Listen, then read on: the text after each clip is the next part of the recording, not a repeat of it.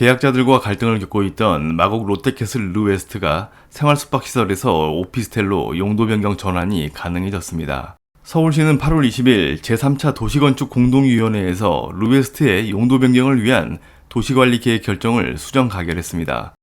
이로써 잔금 납부 거부와 소송 등으로 복잡한 상황이었던 마곡 생숙 사태는 청신호가 켜지게 되었습니다.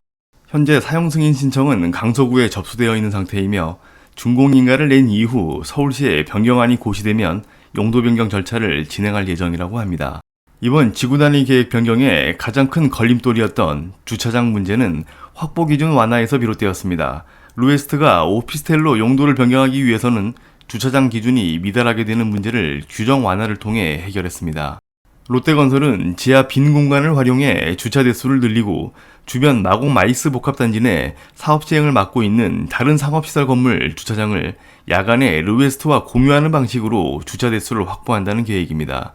그리고 이번 결정으로 감정평가액이 올라가는 가치를 산정해 150억가량을 기부 체납 형식으로 공공기여한다는 계획도 내놨습니다. 2021년 1월 국토부는 생활용 숙박시설을 주택 용도로 사용할 수 없으며 숙박업 신고를 해야 한다는 건축법 시행령 개정안을 입법 예고합니다. 같은 해 8월 876실의 롯데캐슬 르웨스트 생활용 숙박시설에 분양이 진행됩니다. 당시 최고 경쟁률 6,000대1, 평균 657대1을 기록하는 인기 있는 생숙이었습니다. 분양가 또한 전용 84제곱미터의 경우 16억을 넘어 상당히 높은 편이었습니다. 그 당시 많은 전문가와 언론에서는 생숙 규제 발표 이후 분양되었으나 청약시장이 이상 과열 상태에 빠져 묻지마 투자가 이루어진 것이 아니냐는 우려의 말들도 많았었습니다. 그리고 이후 현 정부도 생숙 주거 사용 금지 정책을 발표하면서 시세와 인기는 급락하게 됩니다. 이로 인해 마이너스 P가 붙어 나오는 매물이 쌓이게 됩니다. 그리고 일부 시중은행들은 생숙을 위험 상품으로 분류해 잔금 대출 한도를 축소하는 상황까지 이루어지게 됩니다. 결국 계약자들은 용도 변경 등에 대해 주장하는 시위를 이어나가고 롯데 측과 대립하는 상황이 벌어집니다. 또한 계약자들은 분양대행사에서 주거가 가능하다는 설명을 듣고 주거 용도로 생숙을 분양받았다고 주장합니다. 당시 분양대행사에서 숙박업으로 등록하고 위탁사를 통해 장기 숙박 개념으로 실거주가 가능하다라는 말을 했다는 것입니다. 이에 롯데 측은 정부에서 생숙 규제를 발표한 이후 분양을 진행했고 모집 공고와 계약서 및 확약서를 통해 주거 용도로 사용할 수 없다라는 설명을 했다고 주장하며 대립했습니다. 이에 계약자들은 잔금 납부 거부 등에 나서게 되고 시행사와 시공사를 대상으로 분양 계약 취소 소송도 제기한 상태였습니다. 그리고 지난 5월 3일 공사 중 지하 주차장 바닥면이 무너져 내리는 붕괴 사고가 발생하기도 했습니다. 이에 계약자들은 강서구청에서 시위를 벌이고 공사 중단을 요구하기도 했었습니다. 하지만 이젠 서울시의 용도 변경 허용으로 법적인 리스크 등이 모두 해소가 될 예정으로 보입니다.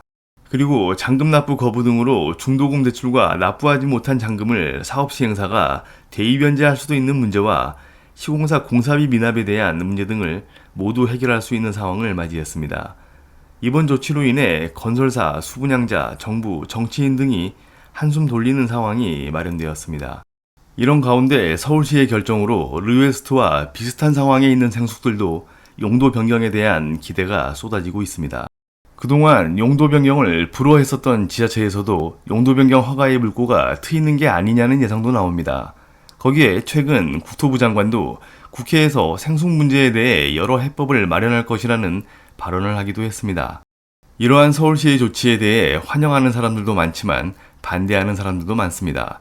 내년부터 이행강제금 부과가 예고되어 있는 가운데 2021년 법 개정 이전에 입주해 실거주 목적으로 현재까지 거주하고 있는 사람들에게는 아무런 해결 방안이 나오고 있지 않다는 겁니다. 어떤 부분을 먼저 해결해야 하는지에 대한 불만은 커져가고 있습니다. 그리고 형평성에 어긋난다는 지적과 주거 안정이 우선이 아닌 건설사 살리기가 우선이라는 의견과 기준이 없는 부동산 정책으로 여러 안 좋은 사례만 만들어가고 있다는 지적이 있습니다.